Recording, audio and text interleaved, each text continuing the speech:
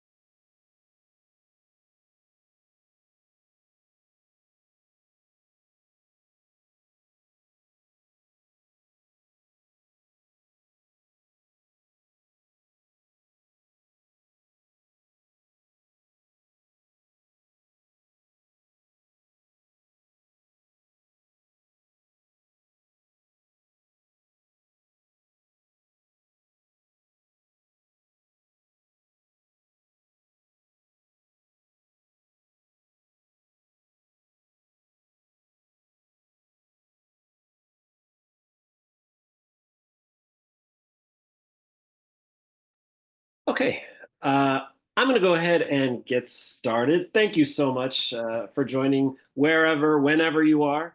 It is 5 o'clock here in Los Angeles, Los Angeles time, Pacific Coast time. We're really excited to be able to share information about our Master of Science in Communication Data Science with you this evening. I'm joined by the Professor Neff from the Communication Data Science program. I'll do a few slides briefly, just kind of introducing you. My name is William Schwerin from the Viterbi School of Engineering before I hand it off to Professor Neff. Professor Neff. We are also joined by one of our current students in the program as well, and so you'll get some perspective about the program from a current student, which is great, and we'll do that after the slides here. So, without further ado, if you do have questions, I do want to encourage you.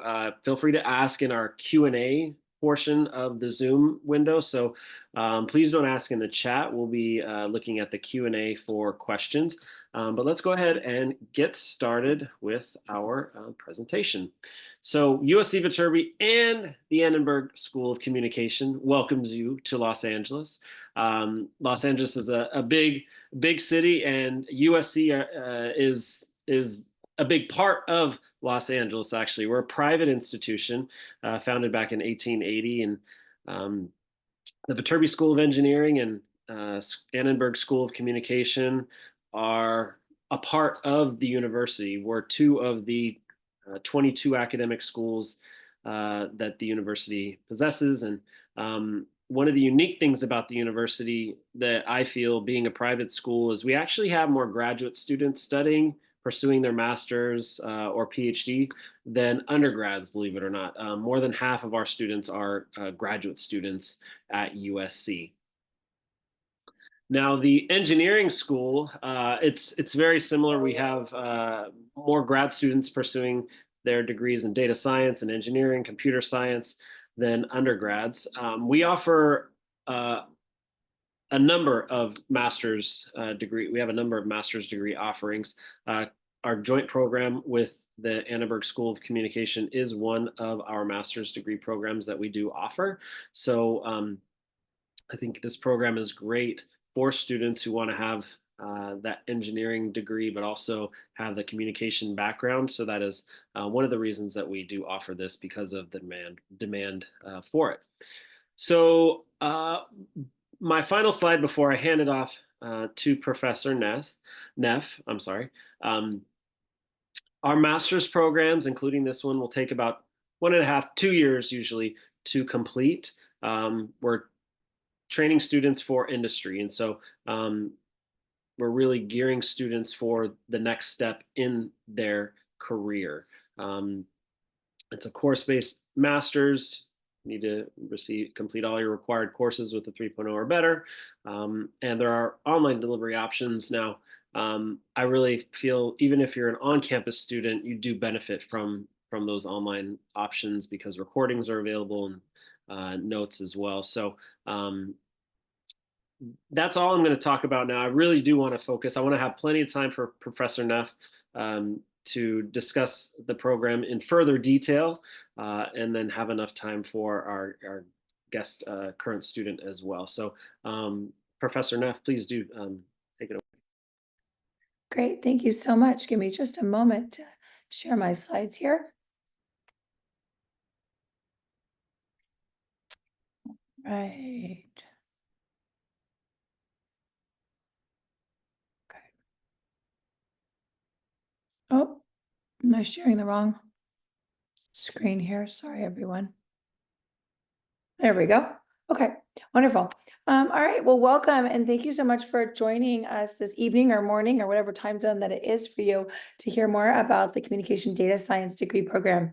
As William mentioned, my name is Jessica Neff. I am the program co-director.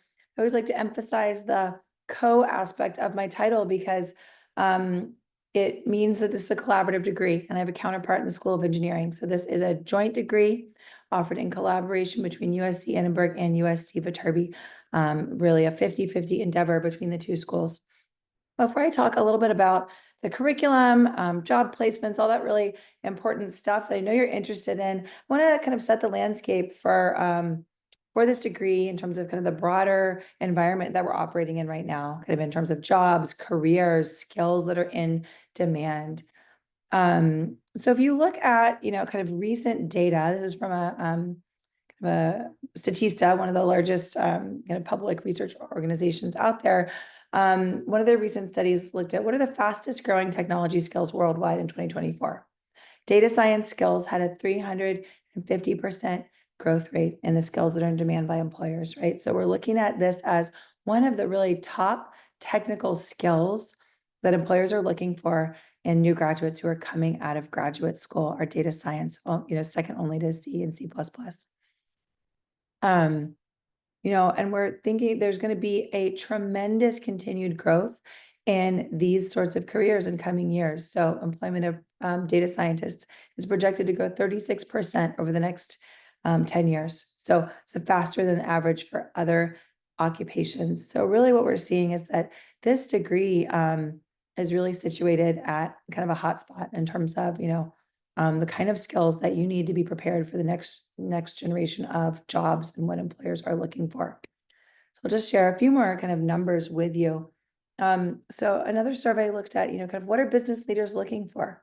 So 77% of business leaders say that early in career talent will get greater responsibilities due to artificial intelligence, right? So having these sorts of technical skills, they're more likely to hire candidates who are less experienced but have AI and technical skills. 66% of leaders wouldn't hire someone without those sorts of skills. And finally, I think it's really important to note that of knowledge work sectors, right, the information and communication sector has a 5 times higher share of jobs requiring these sorts of skills than other sectors. So really, right, when we think about communication data science, this is a burgeoning industry. And I'm going to talk a little bit more about, how our curriculum covers these key topics. Final kind of statistic I'll share with you, right? The projected share of market share worldwide in AI, right, from 2020 to 2030, right? We're looking at a 788% increase. So this is probably all stuff that you kind of know in the back of your head that this is the world that we're living in right now as we're in this, time of rapid technological innovation. But I just wanted to provide some numbers to kind of back up what you probably already knew, kind of on an intuitive level. So with that, to set the landscape, I'd like to talk a little bit more specifically about USC, USC Viterbi, and USC Annenberg, and really what is special about this particular place that you could come to study. So, if you come to study with us at USC, you're joining us at two top-ranked schools. So both Viterbi and Engineering and the Viterbi School of Engineering and the Annenberg School of Communication are at the forefront of their fields. So you're not just studying at one, next top level school, you're studying at two. And we have really this kind of unparalleled interdisciplinary curriculum that's preparing you for the jobs of today and tomorrow. So we have world-renowned faculty, researchers, and practitioners across both schools. Recently at USC, we launched our $1 billion Frontiers of Computing initiative, right? The university is really investing in, technology in a major sort of way. We have, a large number of women computer science graduates who come out of USC, right? USC is 5th among US research institutions for women grads, and also conferred the most computing degrees of all West Coast universities, right, in recent years. So really just a powerhouse institution across the board. Some of the pictures you'll see highlighted here, my own background, and the picture in the bottom left there is our Annenberg School for Communication, our primary building. You see one of Viterbi's primary buildings in the top right. Down in the bottom right, you can see our Annenberg Media Center. We have a state-of-the-art real newsroom media center that's actually undergoing renovations next year, to just bring all of our top-of-the-line equipment, even that much more to the cutting edge. So again, just a lot of really exciting things going on at USC and at these two specific schools. And not only is USC, as William had said, kind of this pivotal part of the LA ecosystem. LA itself is a really exciting place to be for studying media and technology. And so, you might have heard the term Silicon Beach, right? So, years ago in the initial tech.com boom, Silicon Valley was really where all the innovation was coming out of. And it's still obviously a hub for technology, but increasingly Los Angeles, it's really a hub for global tech and media companies, right, who have large bases of operations here. So, as you can see, some of those highlighted on this map that I have on this slide. Also, some of the foremost media companies in the world, Walt Disney, Hulu, Amazon, Netflix, right, all have operations here. And there's also a really vibrant startup ecosystem. So LA was rated by TechCrunch as the world's 6th largest startup ecosystem. So again, just a lot of things happening here in Los Angeles that make it a really exciting place to be studying media and technology. And so that's a little bit about the kind of broader landscape, university, the schools, the city of Los Angeles. And so now I'm going to turn my attention to talking more specifically about this degree. Excuse me, I'm recovering from a cold. It's that time of year. I'm talking a little bit more about this degree program and kind of interdisciplinary data science at USC. So USC is really unique in the push that we have made for these interdisciplinary data science types of degree programs that really bring together, the data science fundamentals with domain expertise in a variety of different areas. So communication data science is one of a number of these interdisciplinary data science degrees that we have at USC. We were one of the first. There's also a spatial data science degree program, public policy data science, healthcare data science, environmental data science. And I share this just to, show you how, we really view this as a key priority at the university of thinking about the intersection of the quantitative with the different domains, areas of expertise and study. And so if we look at kind of this landscape, this Venn diagram that I have here, right? So we think about computer science on the far left as being kind of very, kind of the more theoretical side of things. Um, Data science is where we take, the computing and start to apply it to real world sorts of problems. And so when we apply data science to communication industries, we start to take data science skill sets and methodologies and apply them very specifically to the realm of study within communication. And so at Annenberg, we have deep expertise in a variety of different areas, including marketing and advertising, media and entertainment, organizational communication, public relations, health communication. So there are a lot of different ways that that shows up, and areas that students have chosen to focus on depending upon their, kind of individual areas of interest. And I'm just going to keep going, and I'm not tracking the chat right now, but we'll have plenty of time for questions at the end of my discussion. So what does this degree specifically do? So in the communication data science program, we are training you in core concepts of data science, artificial intelligence, and data-oriented methodologies in communication, right? With an ultimate goal of, enabling you to kind of develop and communicate, rigorous and complex data-backed solutions to a broad and diverse range of stakeholders.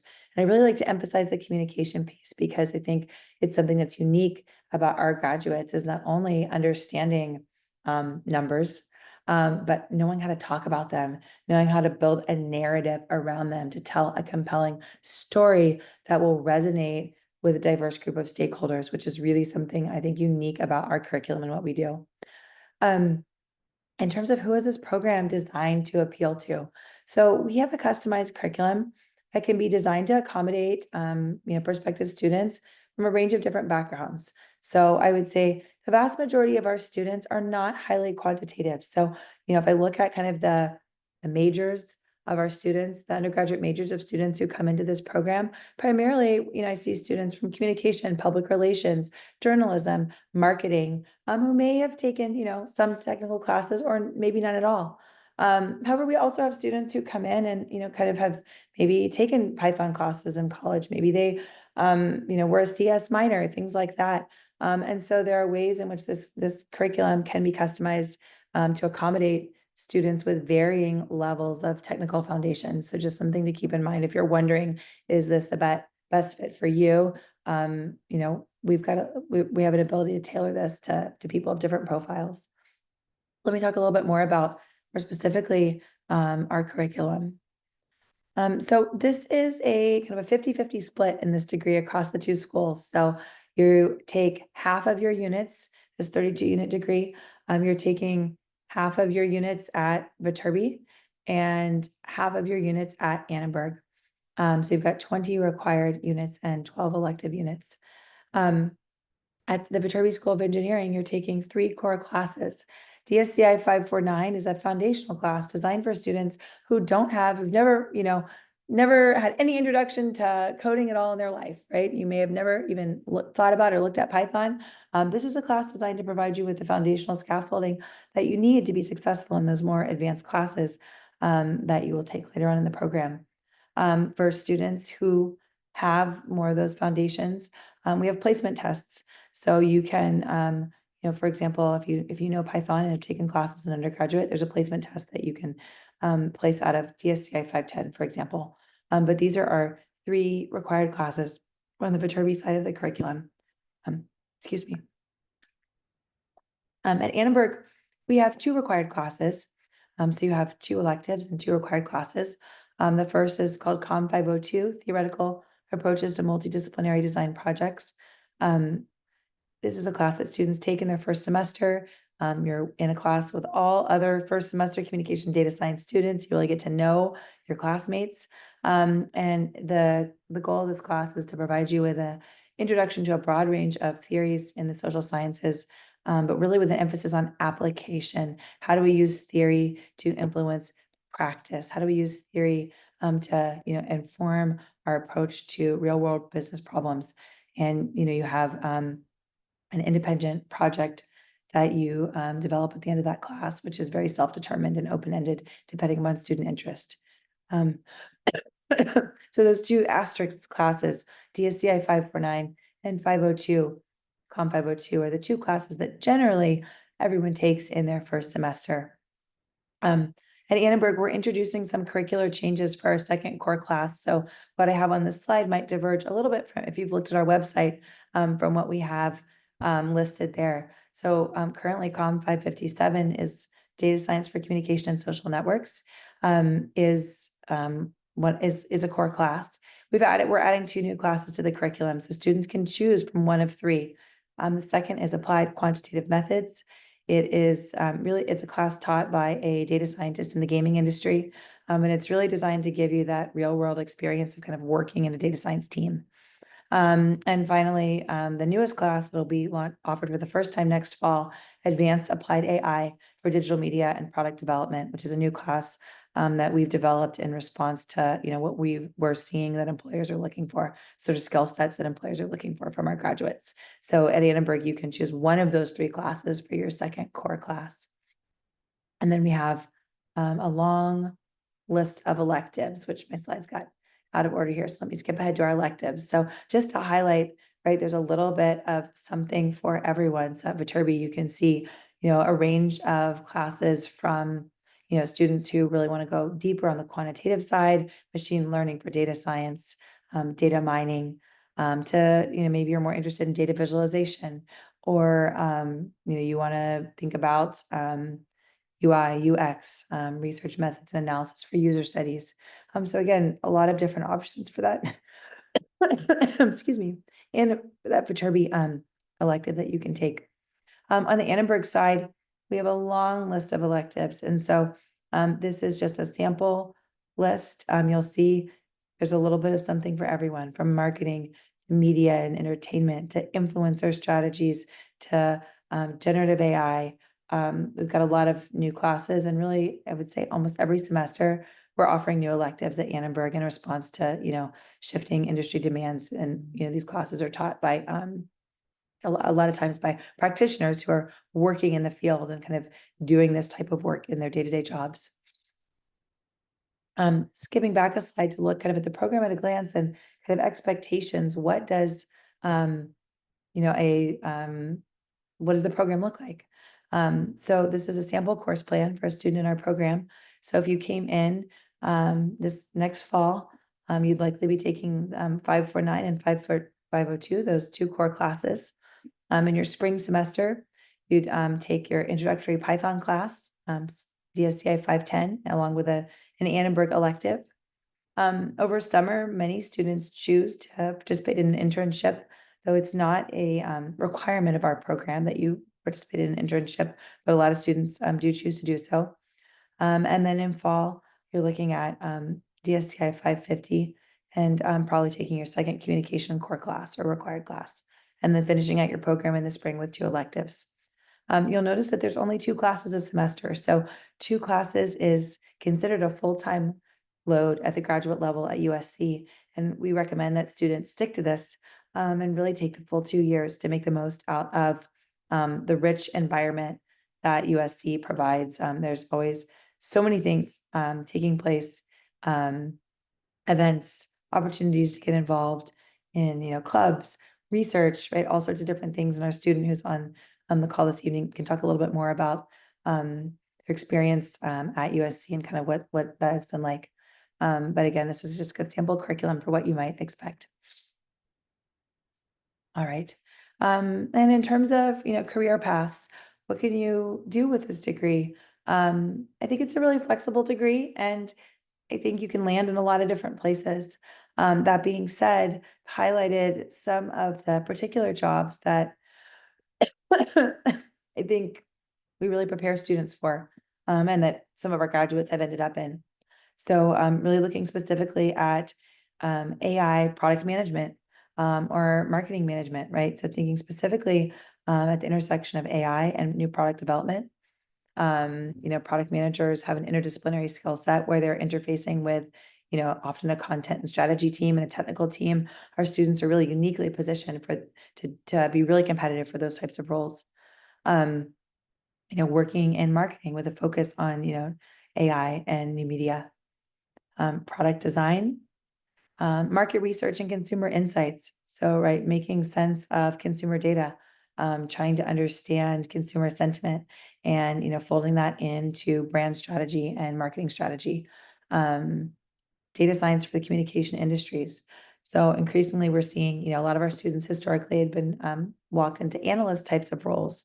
We're kind of seeing a shift in the types of kind of jobs that are becoming available. And increasingly, those analyst roles are kind of being called data science roles. And we're seeing kind of a span of uh, data scientists who are more or less technical, right? There's kind of a continuum. And so our students tend to fall on the slightly less technical side. But having expertise, right, in the communication industries, there's a lot of need for data science expertise in some of the industries that I highlighted at the beginning of my presentation. So just to highlight some of our recent job and internship placements, we've had students end up at a range of different types of companies, from really big companies that you've probably heard of, like consulting agencies like Deloitte and McKinsey, to Adobe, Meta, um, Coursera, United Nations, to a range of smaller startups as well. So really a range of different interesting and exciting placements for our graduates. And I think one of the real benefits of being a student in this joint degree program is that you are able to access the resources of both schools. And one of those key resources that you have is the Career Center. So you have a Career Center at Viterbi and a Career Center at Annenberg. And so you're able to participate in the career events, the recruiting events, all of those sorts of things that come on campus for both schools. So there's a lot of richness there in terms of the kind of resources that you have available to you. And finally, I'll just highlight a few different opportunities to get involved at USC, ways that communication data science students have been involved in the past. So one is the Graduates Rising in Information and Data Science, or GRIDS organization, which is a student organization for out of Viterbi for all students in the data science master's degree programs. And many of our students become involved in this organization. Our student panelists can probably tell you a little bit more about it. Actually, a couple of years ago, one of our students, she served as the president of this organization. So we've had a strong presence in this. And you can see a link where you can check out some of the cool things they're doing. Um, in support of, I talked about how interdisciplinary data science is really a key initiative here at USC. And so you can check out our Center for Knowledge Powered Interdisciplinary Data Science, which is kind of a interdisciplinary research institute that spans across the university and has a lot of different exciting projects and events that are happening. One of those is called Data Fest, where faculty from across the university bring different research projects that students, undergraduate, graduate, both master's and PhD, can apply to work on. And we've had some of our students participate in those research projects in the past. And then finally, at Annenberg, we have dozens of different student organizations, from a focus on women in leadership to entrepreneurship organizations, a little bit of something for everybody. So just a lot of different ways to get involved and enrich your studies outside of the classroom at USC. And I often tell students, I think the biggest challenge as a graduate student at USC is kind of prioritizing where you want to get involved, because there really are so many different opportunities, and our student can probably share a little bit more about that as well. But I'm gonna stop talking there. I've got my contact information on this slide, my email, and I would encourage you to email me if you want to learn more about the degree. You have specific questions about your kind of case. One final thing I do want to highlight is that I did not mention earlier in my slides is that we do have a math requirement for prospective applicants. And so we're looking for students to have taken 2 college level math classes, generally, statistics and a calculus class. That's a very standard profile. But other classes can fit the bill. So if you have questions about whether or not you will be eligible based on the classes you took as an undergrad, again, I encourage you to email me. And with that, I'm going to stop sharing my screen and turn it over to any questions that you all may have for either me or for our our student who's on the line. So thank you. Yeah, and I'll actually, that's a nice segue to introduce our student, Janny Tang. If you can say hello, tell us a little bit about yourself, and then please do, if any of you prospective students joining us have questions, please do continue to ask in the Q&A so we can address them. But Janny, maybe tell us where you're from, what you studied prior to enrolling in the communication data science program as well. Yeah, sure. Hi, everyone. Thanks for having me here.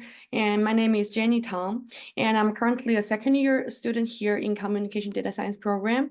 And it's great to be here and share a little bit about my experience with all of you. And just a little bit about myself, I came from China, and I have a background in world literature and culture, which is very liberal art-focused major. And like coming from this perspective has made my journey in the interdisciplinary program incredibly rewarding for me.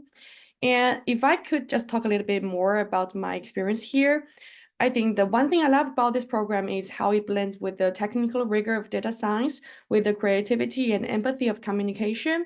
And I think, like, for example, I'm taking Professor Freddie Nager's influencer strategy course this semester.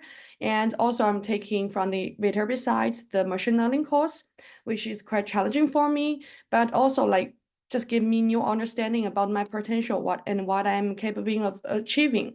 And I think another highlight about this project is being the real world projects we get to work on.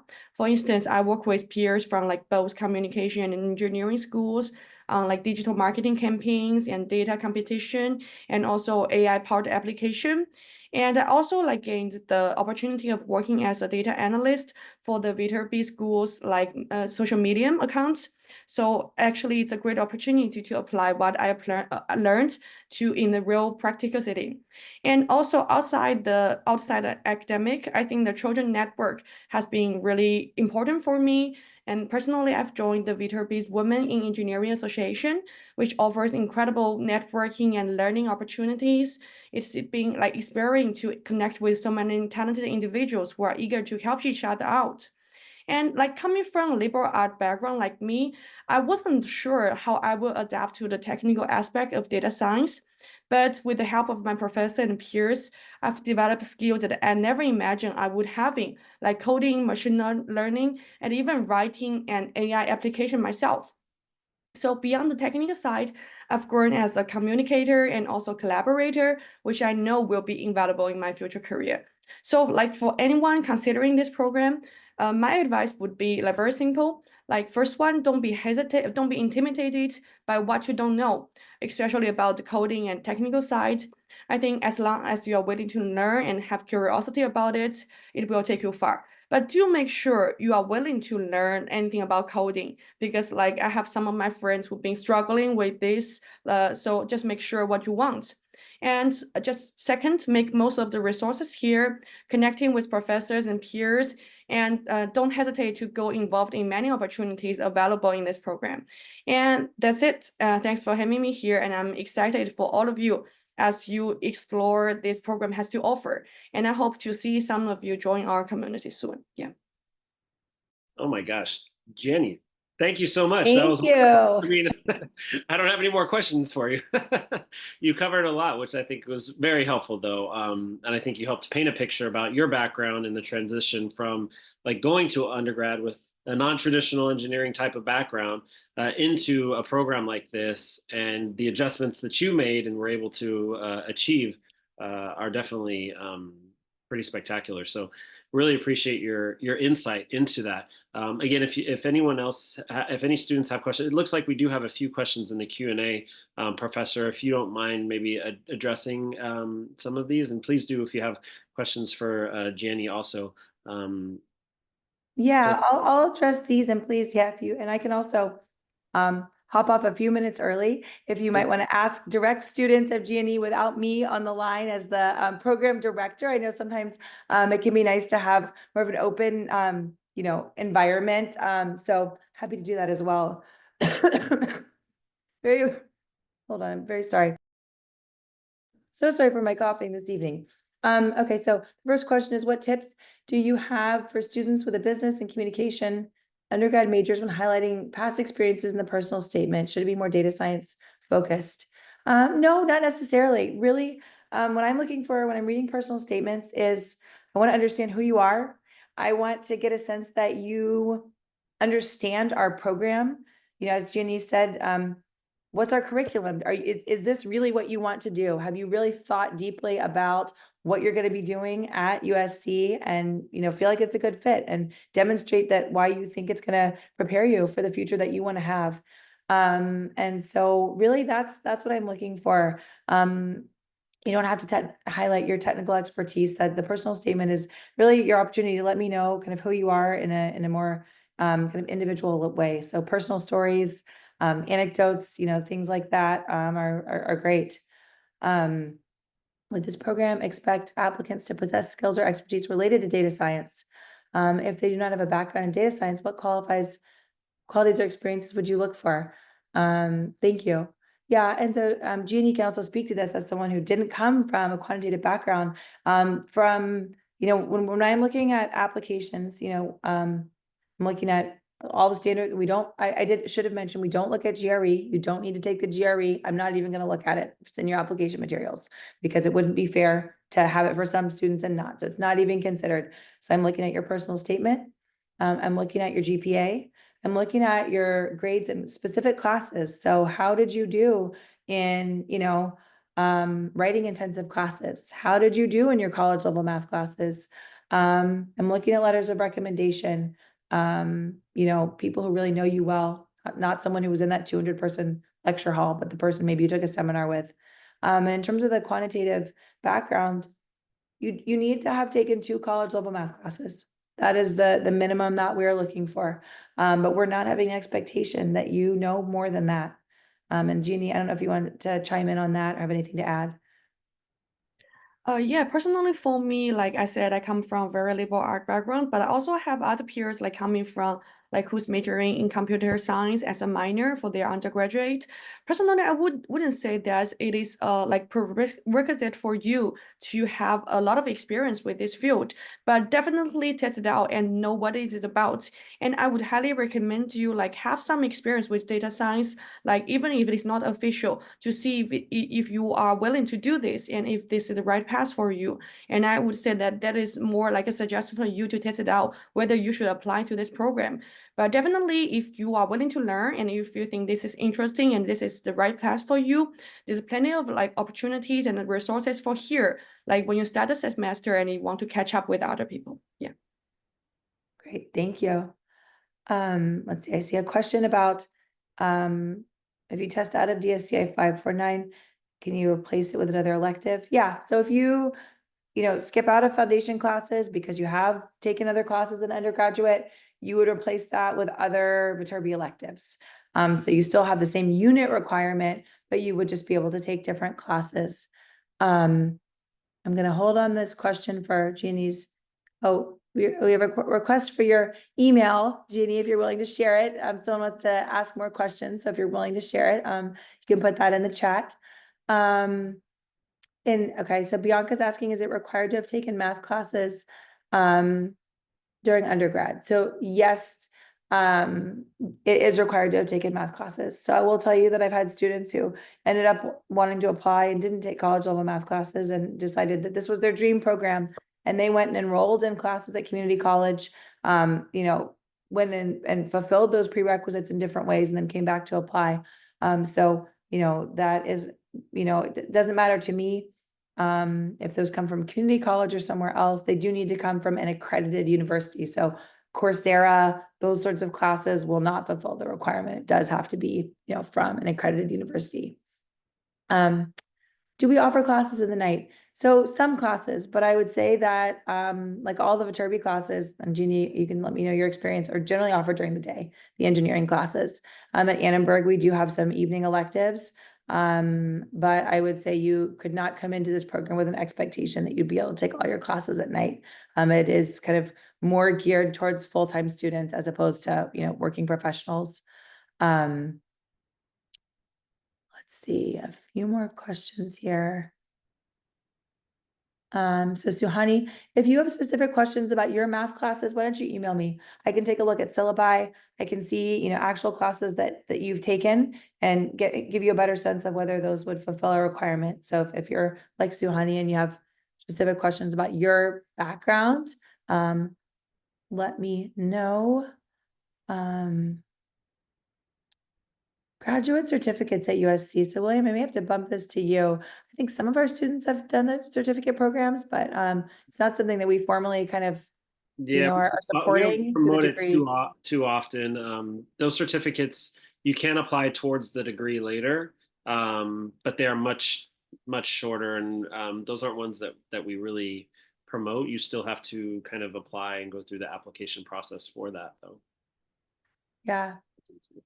Okay. Yeah. So they're available, but kind of you could be pursuing that on your own. Funding. Lance has a question about funding. So generally, I mean, students are paying out of pocket for this degree. We have a very, very tiny pool of scholarship money, but I would say don't count on that. It's very small, very limited. And so, students are, largely, taking out loans or, doing what they, need to do to support this degree. I've had a handful of students who found jobs on campus throughout the years, but I would say I can't guarantee a position like that. And so I would say I don't have hard in terms of GPA, minimum GPA requirements. I don't like to give hard and fast numbers, really. Like, we look at applications holistically, right? And so it's not just a number on your GPA, I'm looking at the whole picture taken together. And so there's not like I don't want to give a single, cutoff number, things like that. I will say if you're an international student, we are looking for high TOEFL scores. So usually I am looking for at least a 105 or better on a TOEFL if you're an international student, because Jeannie can speak to this. It's heavy. Your Annenberg classes are writing intensive. There's, seminar style, you're speaking, you're writing, so we want to make sure that you're really comfortable in a fully in an English speaking graduate level environment. So I don't know, Jeannie, do you have anything to add on any of these questions that students have been asking as I'm kind of scrolling through? Yeah, I think like it's very important to like know your language skill before you come into these classes. Like I would say that like some courses like in B2B side would be more challenging because like it involves not only like communicating, but also involves like just solving technical issues like with your English. So and like some of like our professors come from like Indian and also Chinese background. So like you can just like schedule appointment with them if you do not catch up in class. And there's always opportunity if you find something like confusing for you and schedule more time with the professor. And there's always like help and resources for that. Yeah, that's just I have to add for this point. Thank you. Let's see, I'm scrolling through. Can you take 3 courses a semester? After your first semester, if you have a high enough GPA, we'll approve you to take 3 classes. But in your first semester, you're limited to 2. Everybody is. And the maximum you could ever take is 3. So Peiru is asking if college level math classes have to be taken before you apply. You could take classes in spring, but you're going to be kind of if say you have a very competitive application, but you're missing math, you might be what we call a conditional admit, right? So the first kind of the prioritized students are going to be those who had the math classes. Then we might look at a next batch of students who looked great on everything else, but were missing math. And we kind of hold your application pending receipt of those classes. So if you're thinking you want to pursue that option, let me know, because I always keep a list of those students so I know who might be sending in transcripts and have a later decision. I think scholarship opportunities, I believe, William, right? Viterbi sends something out after students have been admitted. But again, I will emphasize that it's very limited, so I wouldn't count on that. That is correct. Yeah. Yeah. You'll be notified. So you're automatically considered if you apply by the December 15th deadline. Following that, if you are under consideration, you will then be notified for potentially doing an interview. It's a recorded interview. You'll get instructions for that, but it's a very limited, very competitive process. So we always tell students up front, don't expect. we don't want to be mean, but don't expect to get it. If you get notified, that's tremendous. But definitely do your own diligence in seeking out other um, funding resources, because we're not the only school who provides scholarships. We're not the only institution. There are thousands of scholarships that are out there. You really just have to do some research on your own and just apply. If you're looking for like a scholarship, for example. So that is correct. Yeah. I'll leave, maybe, Bill, you can answer Lance's question about transcript submissions in the chat. I'm not sure about that, if that's the right email address. Uh, International students, and yes, absolutely, international students do internships. I'm not sure, Jeannie, if you did one. It's very competitive. It's challenging to get an internship. I hear that from students all the time. That being said, you apply for CPT, you can have an internship, and many of our students do. Jeannie, what did you do over the summer? Yeah, actually, I didn't do an internship for this summer because I go back to China and I did an internship back in China. But the things I have to say is it is very competitive to get an internship here, especially as international students. So my advice would be like starting as soon as possible. Maybe if you are getting into this program, like the first semester here, just start looking for internships and jobs. And also like the connections is just way more important than just filling out the online application. Just go to more Korean fair and connect with other people and start as soon as possible. And I think actually a lot of my friends, like they get an internship and secure full-time jobs after that. But I think as long as you try, there's always a chance. Great, thank you. All right, so for international students who completed their bachelor's degree in the US, no, you don't need to take the TOEFL. So if you did your undergraduate here in the US, that's not a requirement. You don't have to submit your language scores. In terms of letters of recommendation, a few questions about that. Only one is required. If you submit more than one, if you submit two, as many students choose to do, I'll read them both, absolutely. So you won't be, there's no problem if you only submit the one, but if you submit more, I read them all. The best letters of recommendation come from people who know you really well. So even if you made an A+ in a large lecture hall class, but you were one of 250 people, that's not the right person to write a letter. Someone who really knows you, can speak to you as a person, your unique strengths, personality, temperament, and experience.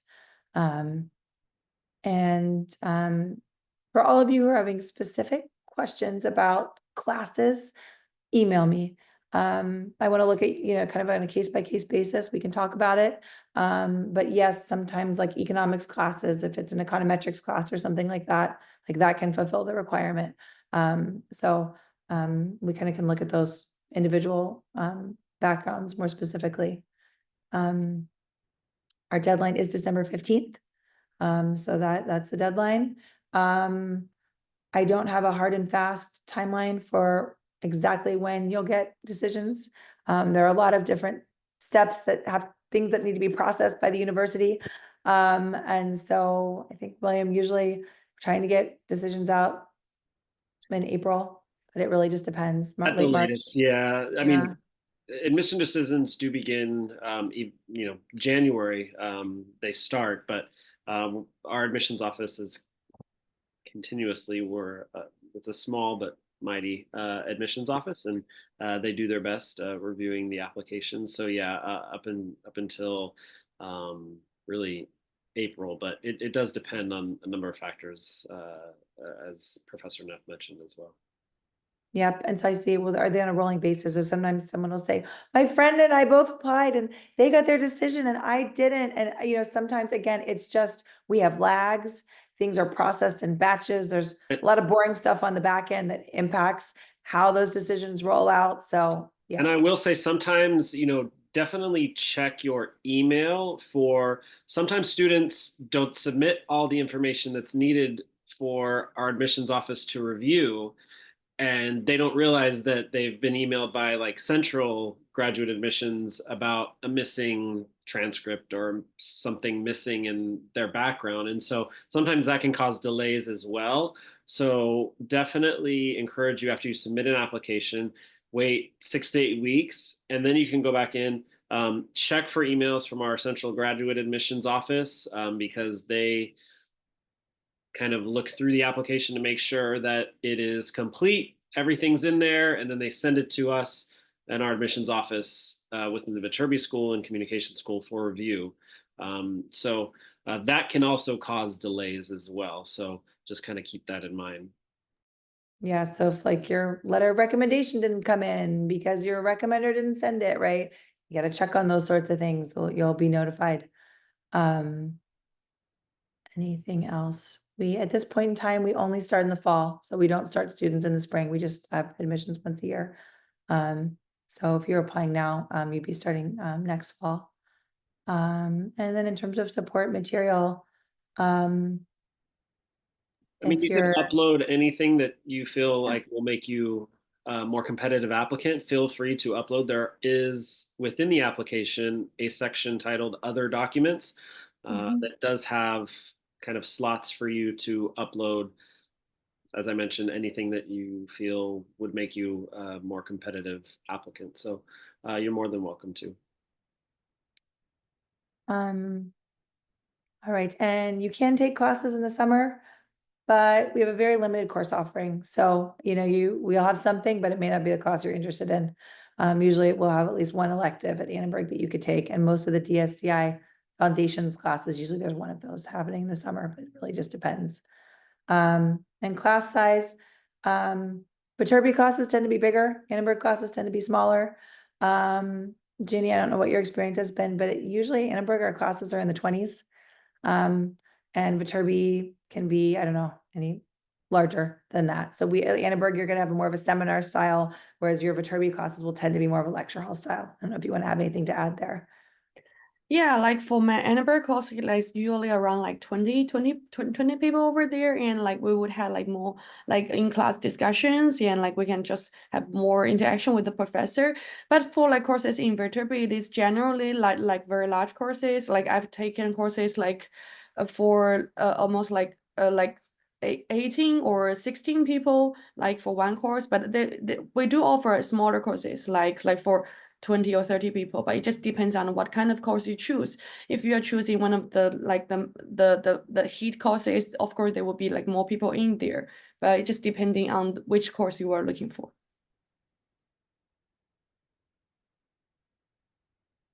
All right, so lots of great questions here. Oh, and one final thing I'll just share. Our incoming class, it's varied. We brought in close to 80 students this fall. So that's the biggest class we've ever brought in. But that's about the cohort size. I think we're not going to be larger than that. So anywhere from 65 to 80 students is generally the incoming cohort size for this program. But if you have, and Jeannie, thank you so much for sharing your LinkedIn. So yeah, you feel free to connect with her. I put my email, the second one, the first one was a typo. So any of those follow-up questions that you might have, please feel free to reach out. Okay. Jenny, any words of advice before we close up this webinar? Maybe something you wish you had known prior to coming. Now that you're here, any words of wisdom? I guess I'll just leave it at that. I don't personally have any words of wisdom, but it's just like I was willing to help everyone who's interested in like, especially in the studying and like networking experience here, and also, but like in questions regarding to the missions and anything that I may not be the ideal person to answer your questions. So feel free to connect with me on LinkedIn, and just I will be glad to share my experience here. Well, we really do appreciate you taking the time out. Thank you so much. Someone did ask if they could stay and talk to you, Jeannie, for a little bit. I'm okay with that. I don't know, although we do need to wrap this webinar up because it is recording. I would actually recommend, if you do wish to speak with Jeannie, maybe set something up on the side separately. I think that would probably work out best. That way you have you're not restricted to the time limits that we have, and also want to be respectful for Jeannie's time as well. So So just shoot me a message on LinkedIn. Yeah. And for Yeah. anything. connect and shoot her a message on LinkedIn. There you go. Increase those LinkedIn friends. All right. Well, I want to thank Jeannie and then Thank you so Professor much. Neff. Thank you so much. I really appreciate you taking the time out of your busy schedule as well. And I do hope you feel better. It is going around, load up on the vitamin C. Thank you to those students who are joining. We hope that this was beneficial for you. As I mentioned earlier, I referenced we are recording this. Give us a day or two to get it uploaded onto the website. But we will have a link on our YouTube page, and then we can send you all the recording video as well. But thank you for joining, everyone, and we hope that you have a wonderful morning, afternoon, evening, whenever you're joining from. Thank you so much. Have a good day. Thank you, everyone. Goodbye. Thank you. Bye.